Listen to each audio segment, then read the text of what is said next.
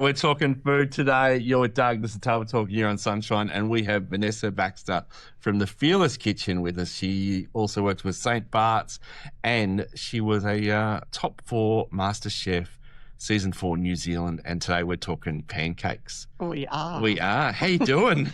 I'm doing well. I loved that intro. That just made me laugh. That's so me. Yeah. Bring on the food. Bring on the Who food. cares about anything else? That's right. Hey, now, Emily, we have a question for you. What are your favourite pancakes? What are your favourite pancake toppings, ingredients, combinations? We're going to talk pancakes today. Now, Vanessa, you have just come back from Bali, and I believe the first meal that you got when you were in Bali was pancakes. Tell me about it. It totally was. So I used to live in Indonesia. I lived there for 6 years in Jakarta and visited Bali a few times because that was the local holiday spot. And I had my children there. Well, yes, basically. And now my 24-year-old, one of my sons, who is 24, lives in Bali. So I went up to visit him, actually. And that was my first visit to him. And it's actually, I realised when I was up there, my first visit in about 18 years to Bali. So it was amazing. It has changed a lot. But I went to Ubud, visited Chris, and the very first thing I ordered when I woke up on the first morning was Balinese pancakes, because I literally fell in love with them when I first went to Bali. And actually all the regions of Indonesia have a version of the same, which is the sliced banana cooked into the pancake, or they do pisang kepok, which is the pancake and then caramelized banana on top. Oh. And this particular version were just gorgeous. They were like a sourdough homemade pancake, and the pisang kepok, so caramelized banana, coconut milk, mixed nuts, and local honey. And I was just in heaven. I took photos. I was like, we have to talk to Doug about this when we get back. It sounds divine. So good. I'm actually craving it right now. I think I might need to break my diet and go have some pancakes today after this one. Exactly.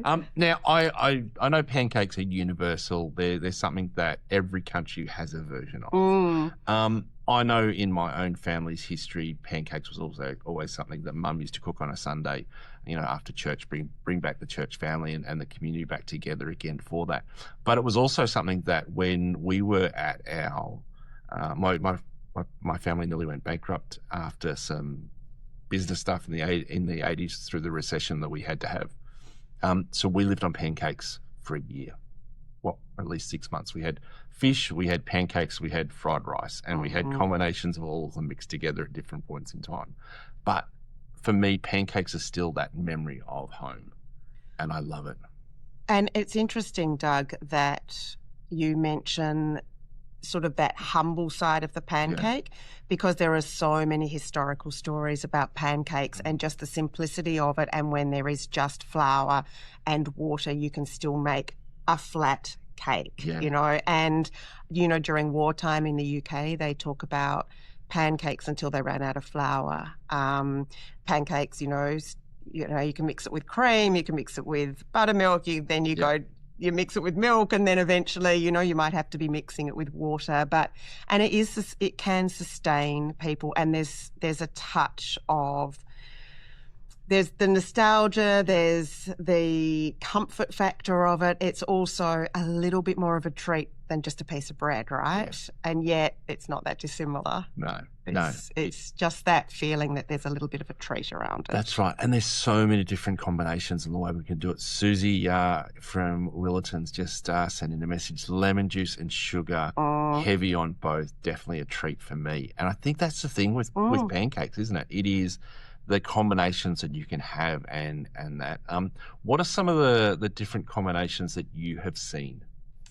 Oh, I've seen so many. I mean, if we're sticking to sweet things, then, like lots of berries. What I did notice actually in Bali when I was up there, and I was sort of like looking at every single menu to see what they were doing, that there's like a lot of people are now in restaurants and cafes sort of adding granola or nuts or that crunch, which is, that makes sense because you've got the lovely soft fluffiness of the pancake, you've got the syrup and maybe the richness of the coconut milk, and then you've got that crunch. So you've got different textures going on, and I quite liked that idea as well. I love that. Vanessa, we got a couple of text messages we'll get to in a moment. But before we do, let's talk cultures. So you've had some Balinese pancakes, and from what you're saying, is there a pancake where you put banana into it as you're cooking it, and then you sort of flip it over? And it's something that you've done with kids?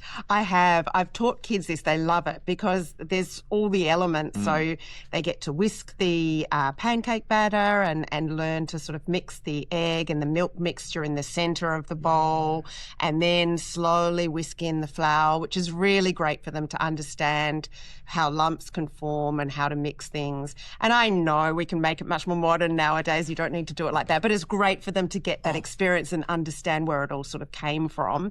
And if, like you described a story with your family, something might happen one day and all they have is a bowl and a whisk, and not all the mod cons that many families own in the electrical department, or you lose your power. It's great to know you can still pull some pancakes together. But in Bali, yes. So then I taught them, you can buy these lovely little small bananas from the Asian grocers now, and you slice them really thinly. And the other thing kids loved about it was, so they would thick slice it, and then they'd pour the batter in, and then they'd try to stud it with the thick slices and turn it over, and then they realised the batter doesn't cook because the banana's too high for the batter. So it's such a great little science experiment as well. So they're like, I have to slice the banana more thinly. So it's thin slices of banana, and you just sort of stud them into the top of the batter that hasn't cooked yet on that first side, then flip. And what happens, of course, is the batter cooks, but the banana caramelizes in the butter that's sizzling in the pan. Am I making anyone hungry yet? It is so good. It's so good. Now, Michelle in Sorrento sent in a message. Yes, Bali pancakes with banana and maple syrup. Maple syrup is it seems to be a go-to when it comes to pancakes, whether you're getting bacon or whatever it is that goes with it. It seems perfect, doesn't it? It's that Canadian touch that we all crave, and Yasmin said the same, didn't she? She's like, it has to be maple syrup on the pancakes. In Bali, it's local honey, and honey seems like a pretty good substitute if you're Aussie. But yes, there's something pretty special about true maple syrup. Very much so. Yeah. Very much so. And Yasmin said, morning, love adding protein powder to my pancakes to boost nutrition.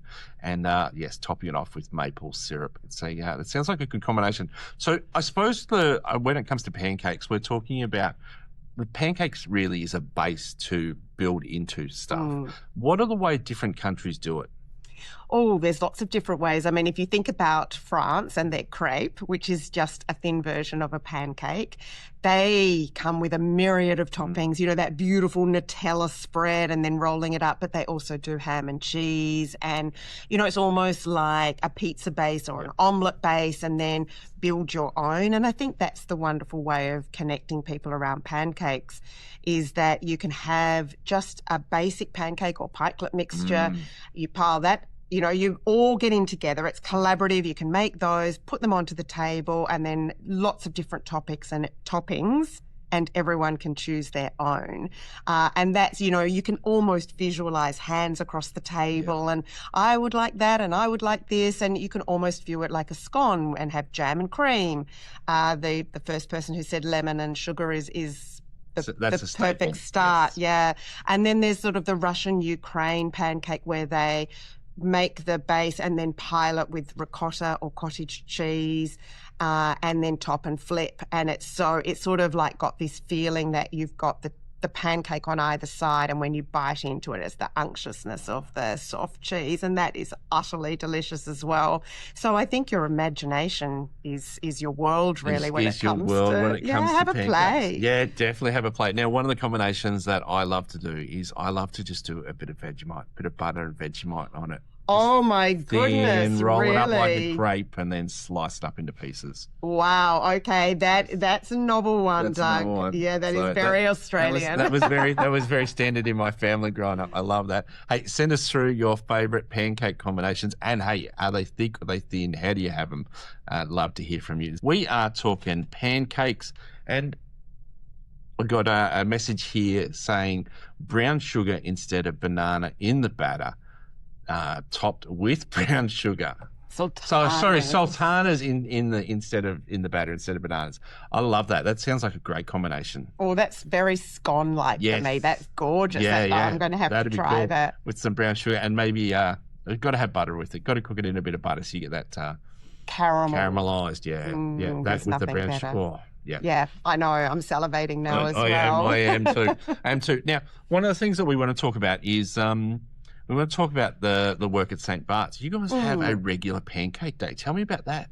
So when I started at St Bart's, we were doing breakfasts on Mondays and Fridays, and volunteers come in, sometimes corporate groups, but often just our community volunteers who are amazing, come in and help us cook breakfast for the residents. And we didn't want it to be like a canteen. We wanted it to really be like a cafe experience that we all enjoy, right, is going to a cafe and having a beautiful breakfast that someone else has cooked for us. It's pretty simple, and we don't have obviously an enormous amount of money to spend on ingredients and things, so we were keeping it really simple on the barbecue, and it was eggs and a touch of bacon and toast. And then we had some corporate groups coming in, and there were more people, and I was thinking, well, what can we get them to do, because there's not enough sort of for every single person who's arriving who will want to be engaged and involved. So I thought, maybe a couple of people can do a pancake station. So we started it, and our residents were so excited to get pancakes on the table. So that we would just cook up batches and batches of pancakes, and they would go out to the table.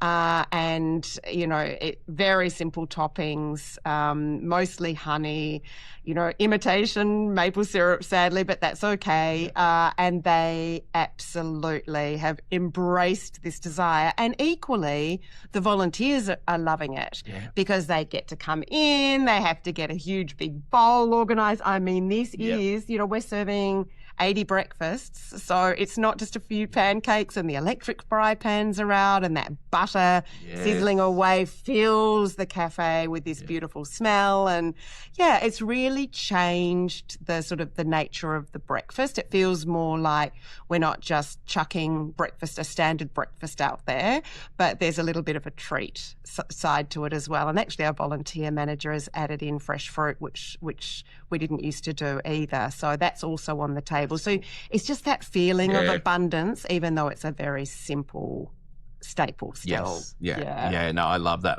Good message coming through has come in saying favourite crepe topping, sour cream with sprinkled with sugar, classic variations, condensed milk, raspberry jam, cooked chicken paste, and all rolled up. Wow. Okay. Wow. So okay. So I'm guessing that obviously you're rolling your crepes up, and they're just different combinations. Different combinations. The condensed milk's interesting. So when I was in Bali, we had these.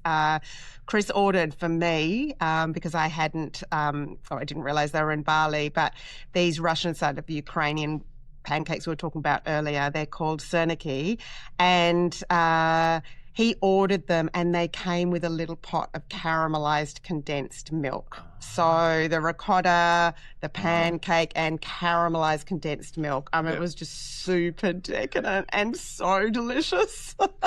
We haven't eaten any pancakes, but I feel like I'm going to exercise just on this conversation. I know. But isn't it wonderful, like all these texts and the memories that we're sharing? It's not an individual eating a pancake.